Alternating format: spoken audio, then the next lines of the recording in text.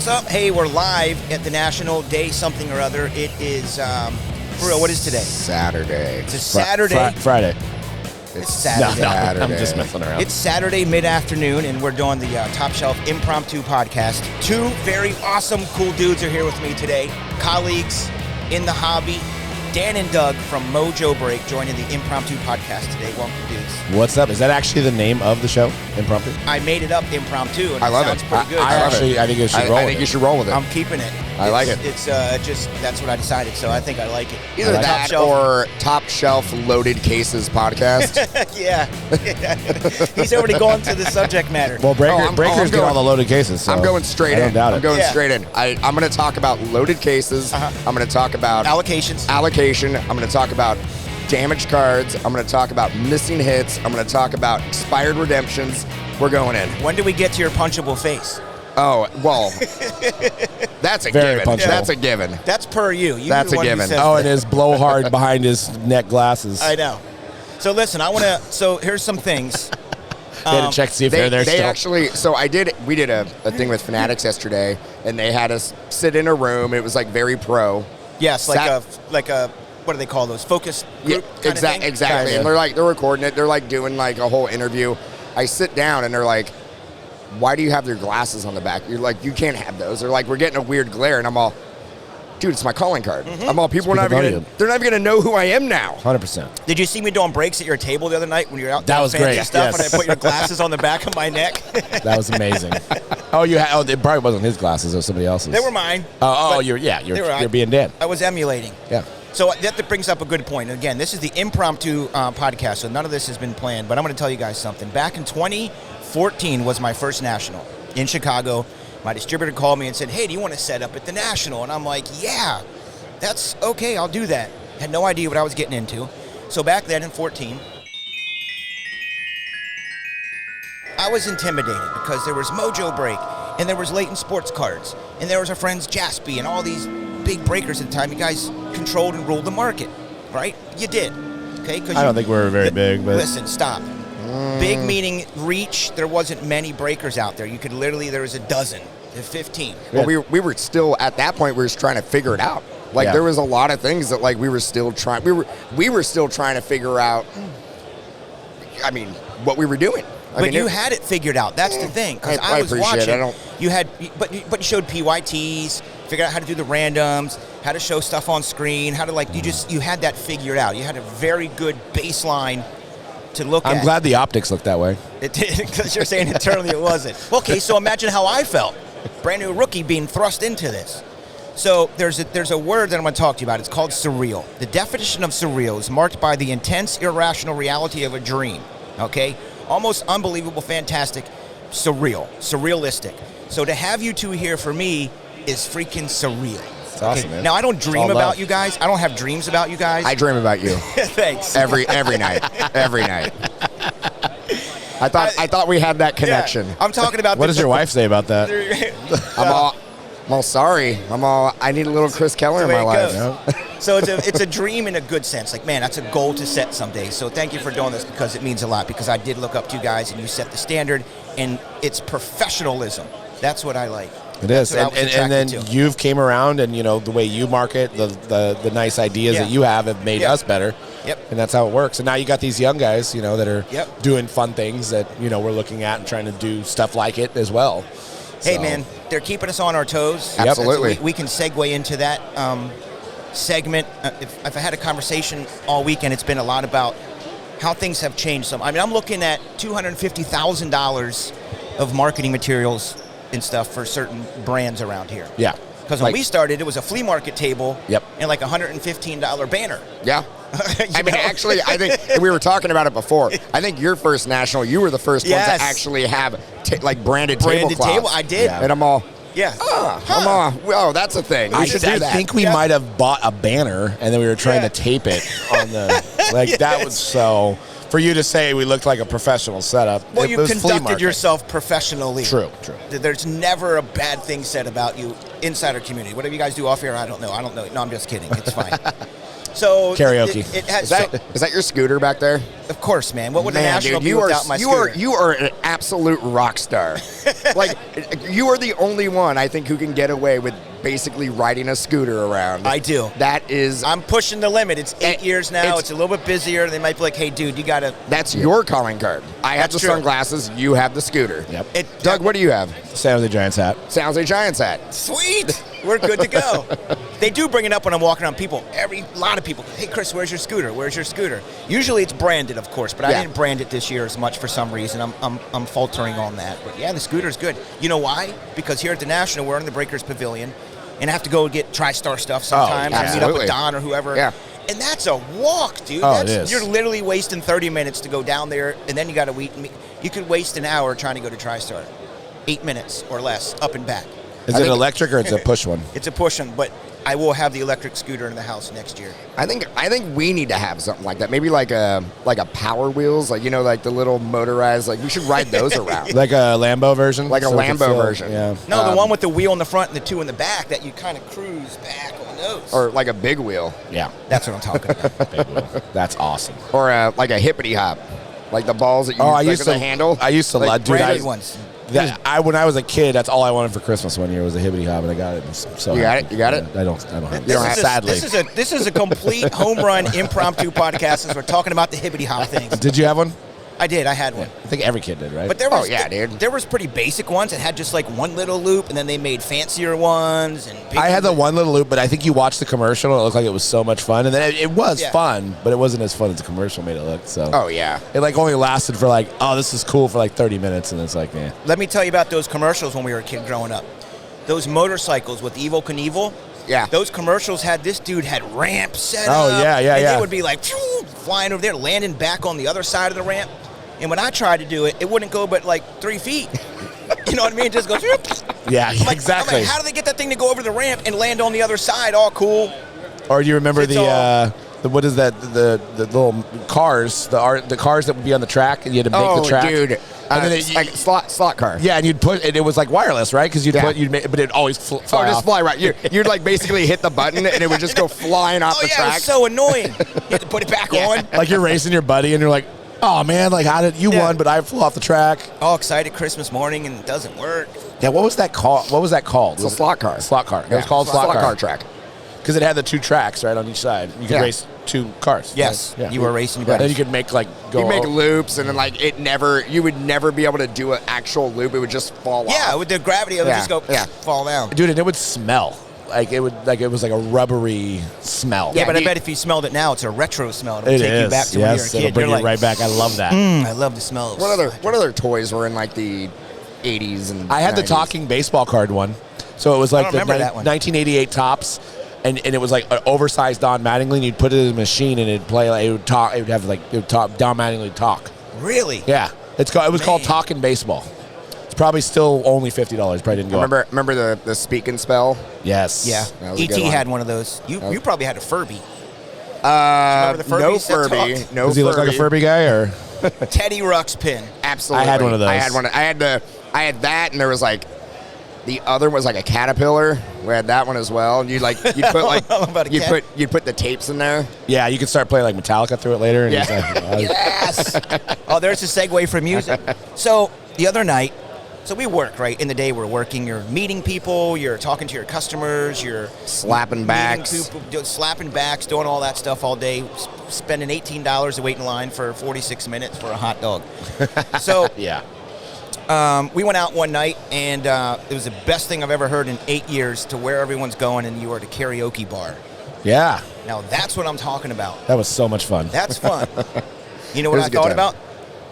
We didn't do Kid Rock Bye with the Ba for some reason. Oh, should've dude. done How that did one. we miss that one? That's a good one. Yep. It's a That good is one. a really good one. If we end up there, we're doing some Bye with the Ba. Absolutely. So maybe- And Doug, I mean, he does a fair amount of karaoke, but his go-to, his calling card, his one song that he does, Papa Roach, Last Resort, every time. Did you do it? I started with that. Oh, that was his opening. Yeah, that was his act. opening. But who did I follow? I followed some like really, really happy song. Oh, it was like, yeah.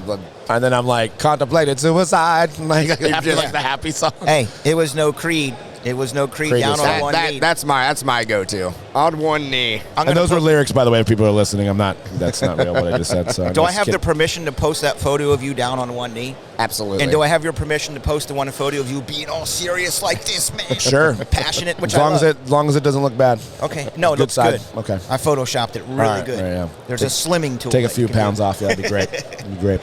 So let's talk about the probably conversations you've had a lot here about the hobby, the industry, and the young ones and the kids. I'm Yeah. going to tell you my quick take on it. There is an element of surprise in gambling, for lack of a better term. No, we don't use the G word. I know. I just said for lack of a better term. Like, do you have a better term? The G word. Chasers. There you go. The G word. Chasers. Chasing things. Okay. So to me, it seems like it's gone too far because it feels like I'm standing at the damn craps table and someone needs to throw a 7 or something and it hits and everything goes bananas. Yeah, we've actually had that conversation with multiple people this week. Oh, yeah. About it because it's becoming the platform. The live commerce platform is making things so much faster. So it's like so instant now, where I do fear that customers that may are not educated don't know what they're buying and they're going to get burned out. And I get it because live commerce is fast. Maybe a guy only has like an hour and he's able to jump in and get a team, watch a break, and he's done. Right. Yep. I get it, and that's great, but I feel like there should be a combination of like passive income and then that, passively buying, I should say, where you, like what we do, like you celebrate, for 3 or 4 days, or you pre-sell it a week in advance, and people are buying one team here and there, and they know what they're doing, they know what to expect. Well, that's a like demographics thing, though. It is. It totally is. It's turned into demographics, which is good. Yeah. Because we're in this industry, in any industry. I used to think going through life that the industry that I was in was specific and only happens in my industry, but there's not. There's a mattress industry, Yeah. there's widget industries, and they have conventions and they have sales and they have all these things. So this reminds me of radio. It always comes back to radio for me. In the days, they have demographics of the radio station. Yeah. So the top 40 station was skewed maybe 18 to 24. Yeah. And I think that's where we're at right now, that they're reaching that demo, which is good for the hobby overall. In the industry in general. Lots of attention on it, and you're bringing new people into it. Absolutely, and I think Hope they stay, though. That's the trick. Yeah. You don't want people to get burned out. You want this to be something that they have passion about. You want them to love it, enjoy it, and you don't want them to get overextended. You don't want, and then it's a trickle down effect, because if somebody like they buy into a break, they spend a bunch of money, they end up maxing out credit cards, and then they start talking about their experience, and it's going to be negative. Yes. And then that person is going to talk about the experience, and then it's a snowball effect. It's just negative. It adds up.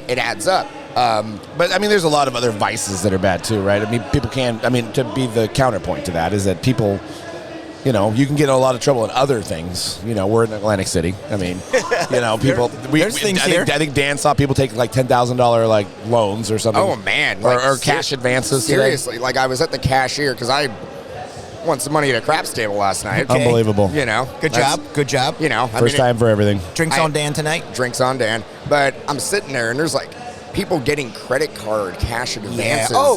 And I'm like, you just want to go up and be like, why are you doing this? I've been with buddies that do that at night. It's like, 2:30, and it's like they're trying to get their ATM money out or their card. They're calling Amex to get on the phone. I need a $10,000 cash advance. And the thing is, it's 3:30 in the morning. Just go to bed. Yeah, go to bed. Save yourself some money. I'm trying to help you. Yeah. And it never works out. You're already down, and then you think you're going to win it back, and then you're down even more, so you feel even worse, right? And it's crazy because I think we sometimes see that in our industry. Somebody like skunks in a break, and they're like, all right, I got to buy into the next one. Yeah, instead of just shutting off the computer and being like, well, let me go to bed. I know. Let me jump on Netflix. And they're just always trying to play catch up. Then you probably have had this. You get that email saying, hey, is there anything you can do for me? Did you buying cards? I have my collection I need to sell. I've overextended myself. And that is absolutely I do not like the that. last thing that we want to I know. do. There's not a, it's like a horrible feeling because you almost feel that you're like an enabler. Exactly, but you're dude. you're all, I'm that's never our intention. I think that's why we get along so well, because you get to know these people over the years too. Yeah. And I always tell them, just in general, I'll throw it out there, like, listen, man, family first, Oh, real yeah. things first. Yeah. Exactly. Like, please. Now, do I have to go as far as putting break responsibly on stuff now? I mean, it ran through my head. I'm going, would that be good for me in the brand and the hobby, or would that be bad? I don't know. But it's similar, like, You're going to have the break responsibly. Gamblers Anonymous number available on there too? Just break or? responsibly. Yeah. But it's so much fun, and that's the big element going on right Yeah. now is the, and I don't even, you said, what was the word you said earlier not to say? The G word. Well, there's another G word that I don't like to use, and it's thrown around here every 5 seconds. Do you know what that other G word would be? Let's go. I was going to say, No. let's go. I think I do own Greed? Let'sGoBreaks.com. No, giveaways. So Yeah. it's a pet peeve of mine thing. I don't like giveaways because there's nothing attached of value to like a giveaway. It's just like, let's give away stuff. And then people are like, cool, they're just giving stuff away. I don't have to do anything really. I'm just going to get giveaways. But there's a difference between a giveaway and a promotion. A promotion is tied around something. Yeah, yeah. Week 1, kickoff. We're going to be, I don't even say the word. It's an added value incentive program. Yeah. So what's happening around here now is just giveaways. Yeah. And what percentage of giveaways are people seeing versus what your brand is, what you're all about? And I don't think they're seeing that. Yeah. Well, No, there's- it gets lost. And I think you see, like, this breaking company's doing giveaways. If I want to compete, I have to do giveaways. And then the other breaker's like, well, I got They to wanna do it. top it. Like, so everybody is just like, it's like, it's like the race to the bottom. It's like, who can give away the most stuff? There's a time and a place for promotions, I call them. Yeah. There's a total time and a place for promotions. You're at the National, you're giving away $50,000 in break credit or something ridiculous. How much is it, $1 million to get for you guys? Is that your top price? No, 30. Now you made me feel bad. 30,000. a million. It's all the prizes $1 million together. $1 million. $1 Okay. million in break credit. No, I think it's hang out with Dan is its Free. price. Wow. Yeah. Free Like a break. How about free breaks for life? Perfect. That's how you go out of business right Not there. bad. You just- So, You go out of business. but it makes sense because you're building it around the National and you're using those prizes and those things to promote yourself and to promote the National and to promote the items and the people that you're giving stuff away in. The products, Yeah. Yep. Tops, Panini, all those things. Just to be throwing stuff out and giveaways, it's disparaging to the things you're giving away, in my opinion. Giveawaybreaks.com. Yeah, and Go I think get we give away shirts, but we we want people to obviously follow us on Instagram. So there's that Yes. that value add. But like, I think just throwing somebody a box doesn't have a lot of value. Like you see, like even like remember when, like Monster and Rockstar, they're all kind of coming out. They would just be out giving, but that's brand. It's got brand on it, Yes. right? So I think that's the key. Is like if I give you a Prism box, you're not even going to remember who gave it to you. See, the way later. you do it, this is why from day one, you guys are very professional. You're thinking ahead because when you're coming up to your booth, right, and they're getting a T-shirt, they're going to subscribe to your Instagram or to whatever your social media And we're getting are. their mailing, their Yes. email for the. But on top of that, I've watched them all week. Your guys are engaging with these people. Yeah. Yeah. They're talking to them. They're answering questions. They're giving them a pack. They're making a real connection Sure. with your customers. That's like 101 stuff. Yeah. And when I see all these crazy giveaways, it's like, man, you guys, it seems more about them. Like, how many people can I get? How many Yeah, people can I yeah. get excited? No, Look I at this mean- crowd that I have. Yeah, no. If you guys wanted the crowd, you could have a crowd here in 10 minutes. Yeah. Oh yeah. Let's be honest. If we wanted to, yeah. If you wanted to do all that, Maybe. like, throw out, "Oh." Well, you give anybody anything, you're gonna have a crowd, Yeah. right? I mean, you start throwing out money. You're like, oh, we're gonna throw out $100 bills over here. You'll have the whole national. Over Exactly, here. and then they're just all going to leave. Yeah, actually, there is a couple machines over here that are actually money machines, and you just grab as much money as you possibly can in like this little acrylic I cube. saw those. You know me well. I thought about getting those years ago Yeah. at the For National. like break credit or something. I was right? like, I'm going to put one of those at the National because they got table covers now and they got banners. I've Damn it, what seen- am I going to do? I think I've seen 2 of them Yeah, just they're in the cool. Breaker Pavilion. They are actually. I'm looking at it right now. Drip. I think Drip has one over there. Drip has one. They're great. They are. It's a great idea. I look at it and go like, there has to be a company that like rents those out. There right? is. sure. I told you, I I'm looked sure. into doing this Yeah, at the because National. because I They mean, do. you're not gonna like buy one and just. I mean, I guess you could put it in your shop. yeah. Well, some people do traveling shows and conventions, but this isn't, this is once a year. You know what would be kind of cool, like in your shop, like a claw game that like has like different packs and stuff like that. Absolutely. Well, did you see that box vending machine the guy I has want down there? that. Oh, that's They're pretty cool. $30,000. That's Yeah, not- but you know my problem with that is like they're gonna come into people coming in the shop anyway, right? Like why do you? No, we're going to put them in malls. We put them in Oh. malls and different places I out like there. it. So you pay a lease fee. I already talked to him. You pay a leasing fee, And then they want a portion of your sales too. So I'm like, I got to buy it for $30,000. I got to pay a portion of sales, and I got to pay the mall people $500-$700. And then somebody's going to smash it and take all the boxes out at some point. He said it's strong glass, but I don't know. We years ago when I was in the music industry working at guitar shops, we were actually thinking about getting one and putting like strings and picks and drumsticks and stuff like that and leaving it outside. So like, because that's the issue. You go into town, you're on tour, you need strings. The show's at 9 o'clock. Oh yeah, just run up and you get it. Then you basically just go over and you're just like, here's $5, get my guitar strings. And I mean, we thought about that for a long time. I do like that a lot. I really do like that. But how do they? Now I'm like selling myself on it. How do they contact the mall for you? Like, yeah, so he has contacts to one of the largest mall people. I forget what the owners. I can't remember the name of the mall person. Westfield, maybe? No, it's not. It's something like that. Yeah, it's another big company. So he has contacts there, and he would help you get placement. He needs the sharks. I said, what you should do is you need to get into the Shark Tank. You need to pitch it because you need $1 million, dude. He's trying to bootstrap this by himself. Oh yeah. You know what I mean? You need, because if it were Mark Cuban, this is what he would do. Hey, I need 50 of these. Give me 50 of these. I need them by next week. And then 50 of those things show up.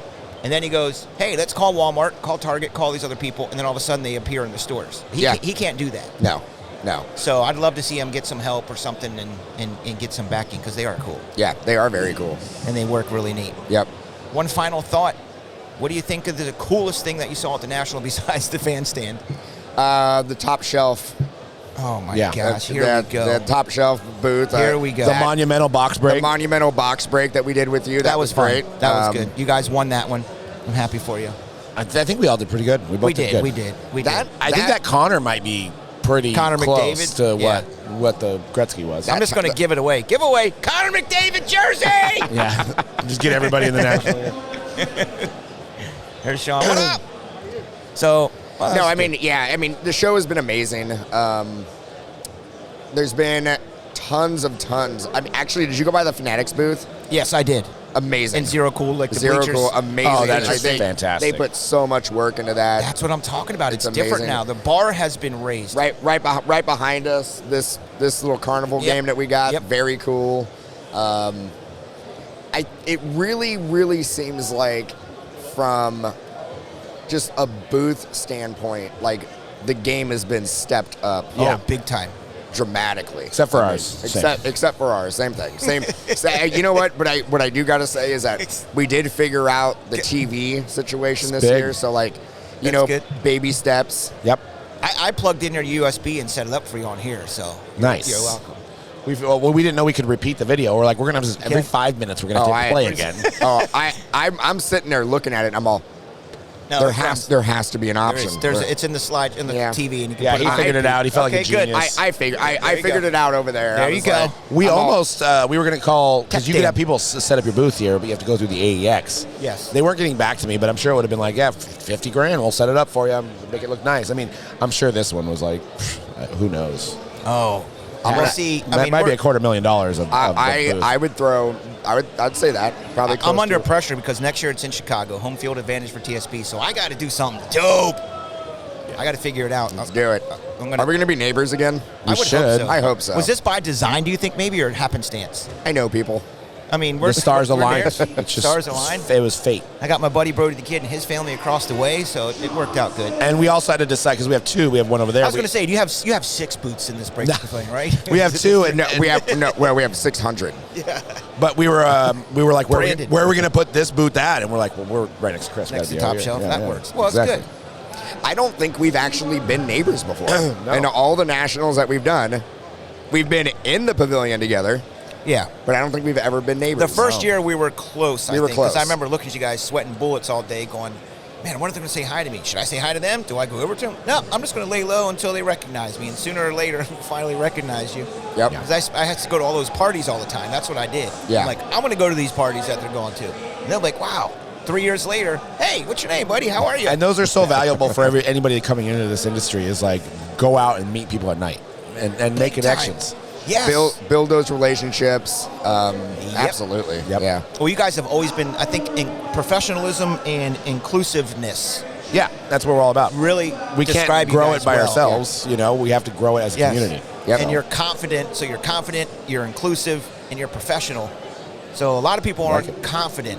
So they're paranoid to like hang out with somebody else or bring them into your world because they're a little nervous. So the pie is very, very large. Yes. We need to bring people in. We can't do everything ourselves. No. So we need to bring people in who do it right, like you guys. Yes. You guys basically set that bar. Well, it's really a guy. It's me. No, I'm just kidding. I do everything. No, I'm learning. I'm learning from you guys. So you have staff and people. Yeah. Oh, yeah. You got it. In order to grow, you have to be able to delegate and let them take ownership in the business. Yes. Let them build it. And people are going to make mistakes, but at least allow people to try. Yep. Yeah. That's exactly the way I try to manage. And try not to micromanage. Yep. Take a step back. Did he tell you to say that? No. Come on. Carter, did you hear what he said? I see the grin. I see the grin over there. I swear you guys were chat because he gets on me about that. It's hard. I mean, it's hard to like. Because I know it works. Well, That's the thing. It's hard. I'm Yeah, confident you know in that. how to do it, but like it's hard to be that way, right? Like because you're going to be doing everything. Then you're just going to be literally. You're going to take You're like cleaning the bathrooms, taking out the garbage, doing the breaks, doing the shipping. Doing the marketing. Yes. You're going to go crazy. And your Carter, kids get over never here gonna right see now you. and tell me that I've been doing better. Say it. He won't say it. I've been doing better, right? What do you want me to say? Have I been doing better at micromanaging or no? Yes, you've been doing better at micromanaging. Yeah, he's There it winking goes. while he's saying it. Did you just give him a $100 bill to say that, or how much did that cost? Man, I was proud of myself. I'm was- like, I'm going that to leave was- the booth, guys. You can set it up. I'm not going to micromanage you how to set up the booth. I trust the way you do it. I'm leaving. He goes, yes, leave. Tell me that I've been doing a better job at micromanaging. Is that what I said? And he's like, yeah, you're actually doing it right now. I am. I love it. Love is it. hilarious. Oh, man, I know you guys have a lot to do today. Thanks for This is coming fun. by. This is good Absolutely. stuff. You got This a is- comfy thank you. seat for me. I might take a nap over here before. I my do next have the thing. dope. Well, I'm top shelf. I got to have a dope chair at Exactly. It's a top shelf chair. least. You know? Great show. Tonight will be fun. We're going to the Tonight will Panini be VIP fun. party. Absolutely. Let's hope they turn it You up got a the couple super? notches. Got 6 of them, dude. Come on. 6 supers? 'Cause I got 75. Be just me. Michael has us beat. Of course, I to see him. He goes, I'll be there with my dozen team members. It's actually you suck. Michael Hodges? Yeah. It's Panini Super VIP powered by Top Shelf Bricks. Yep. There you go. Yeah, we'll be there. I'm bringing the crew. I'm bringing the team. So we'll see you in there. Sounds good, man. Thanks for coming on the Top This Shelf is awesome. Impromptu Podcast, I love guys. it. Dan and Doug from MojoBreak.com. And, oh, by the one final little thing, because we rambled, I love watching the hype. We love I doing watch it. every week. Thank you. And you were a big Listen part of the to it. beginning of it with the intro. That you I got created. you guys the song intro and all that stuff, and you got Cody, who's a magician with his production values and everything. Rodeo Cody. Yeah, he's good. Man, he does an awesome Queen on the karaoke. Oh my God, Yeah. it's fantastic. I was telling my wife like how I'm like this guy like just blew He's my a mind. secret singer. He obviously sings before or something. Like Yeah. in church. He was like, yeah, I used to sing in church or something. Yeah, he had to. No, he just learned yesterday. We have to find out. It was actually his first time ever doing karaoke. I expect to hear some details on the hype next show. I want to find out where he learned to sing like that. We'll So- have to ask him. Go to YouTube and put in the hype Mojo Break, and you will find it. MojoBreak.com, TopShelfBreaks.com. Yep. This is the Top Shelf Breaks Impromptu Podcast. Bye.